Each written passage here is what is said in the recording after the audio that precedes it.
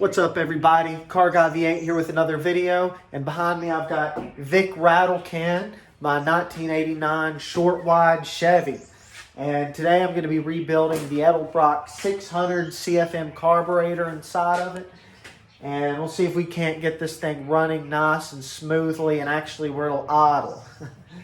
So let's get started with that. I will mention I'm not going to show video of me rebuilding the carburetor because this is my first 4-barrel to rebuild, so I don't want to be giving the wrong advice. I've rebuilt quite a few carburetors in my day, but never a 4-barrel. So we'll see if I can do that and if it'll still run after I'm done.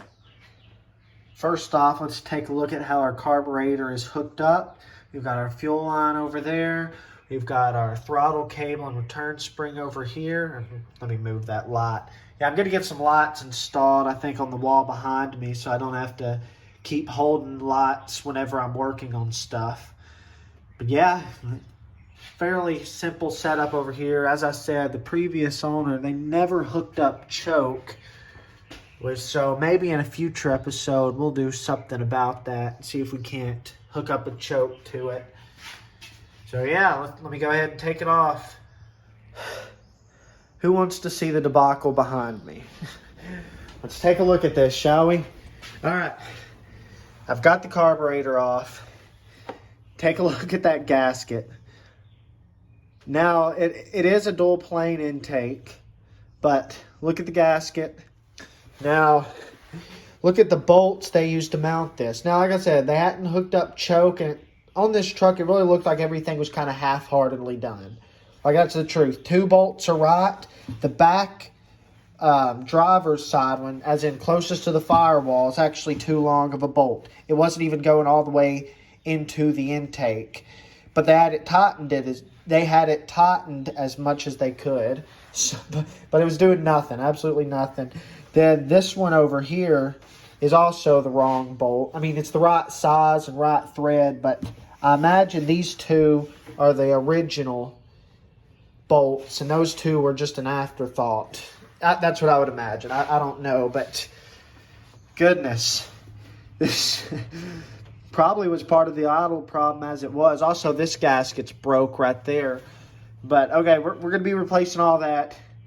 Let's take a look at the carburetor. So here's the actual Edelbrock 1405 600 CFM, and it is off of the truck. So I'm about to be taking this sucker apart. Oh, sorry, my big hand's right in the way of the camera. But all right, I'm taking this apart. I'll be back to y'all in either 30 minutes or 30 days. I'm just checking in real quick to show y'all how dirty it is in this carburetor. Look at all that gunk. And there was some really nasty gas in there too. Not even old gas either. I'm just talking about mixed with all this stuff. Man. I'm in the process of cleaning it right now. And it is complicated, but honestly it is not as bad as I was expecting. Pretty straightforward. Basically just a big version of a small engine carburetor with a few extra passages. So if you've rebuilt them before, it's really not that bad, and I'm actually enjoying this process a good bit. So I'll get back with y'all here in a bit. Look at all those parts. They are organized, believe it or not.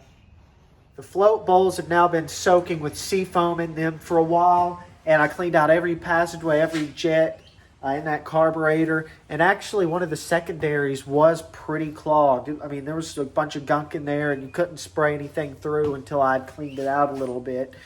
But I'm so confident that it'll run after this. I went out and bought some 93, so we can actually put some fuel in the truck now and see what it'll do once I get this back together. The carburetor is assembled again.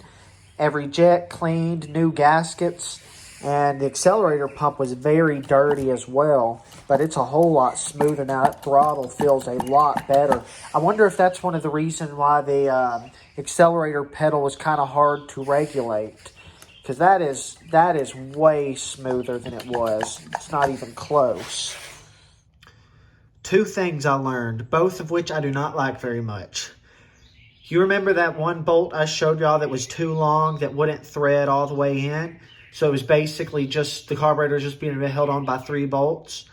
Well, I put washers in, you can see them right down there, so that you could actually put the bolt in, and I learned why it wasn't connected. That bolt hole is stripped out. So I put enough washers on that I could just put a tiny bit of tension on. I mean, it's better than what it was, but I don't like that. Oh, and also my return spring. Well, look, it's held on by a zip tie. See that? Let's see. You see the red spring, what it's being held on by? I'm going to fix that. That was not me. Man, this truck, I like it a lot, but it looks like this person...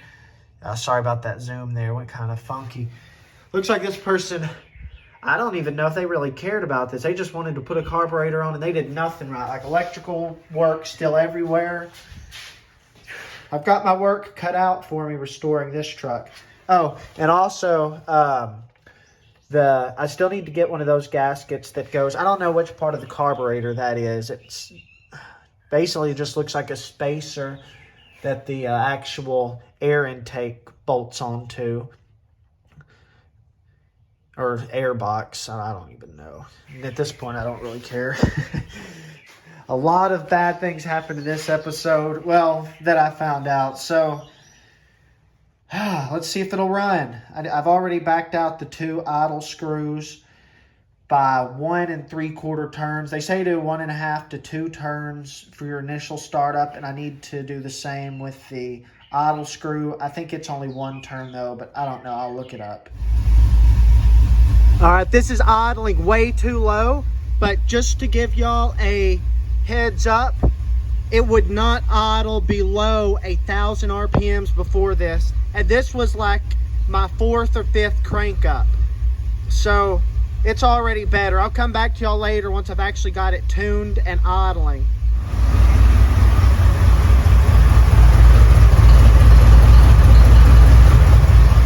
Man, almost sounds like it has a cam.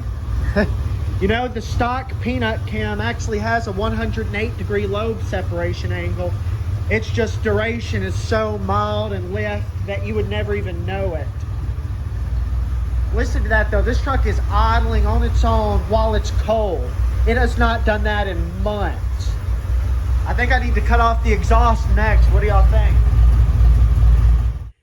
It's a new day, and I just took the truck for a drive, and its carburetor is performing so much better. Its idle is so much better as well. But there are some other issues with the truck that we're going to take care of in the next episode. So stay tuned, guys. Thank y'all for watching. Please comment, rate, and subscribe.